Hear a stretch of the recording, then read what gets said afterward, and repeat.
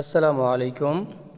আজকে মসজিদের জিলাপি আনার জন্য বের হয়ে গেলাম। মসজিদ থেকে রাস্তায় হাঁটাহাঁটি করতেছিলাম, চলে আসলাম বিকাশের দোকানে টাকা উঠাইতে।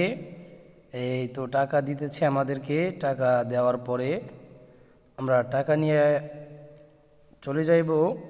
একটু দেরি হইতেছে টাকা দিতে, টাকাটা একটু গুনবে তো।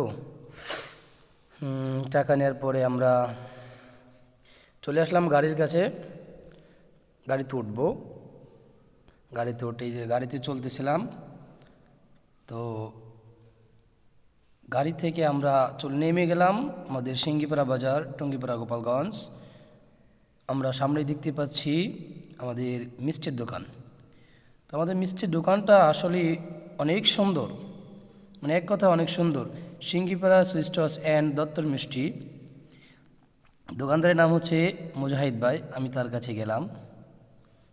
এবার তার আব্বু জিলাপিটা ভরে দিতেছে, প্রতি প্যাকেটে 5 কেজি করে, 20 কেজি জিলাপি। তো ভাই এখানে আসবেন সকলে, অনেক সুন্দর মিষ্টি এবং জিলাপি, দাম কম, মিষ্টির মানটা অনেক ভালো। তো অবশ্যই আমি একটা ভ্যানে নিয়ে এসলাম। তো ভ্যানে আমি চলতেছিলাম, মাঝে একটা হয়েছিল যে 1 প্যাকেট পড়েও গিয়েছিল। চলে আসলাম মসজিদে। মসজিদে আসার পরে প্যাকেট করতেছিলাম।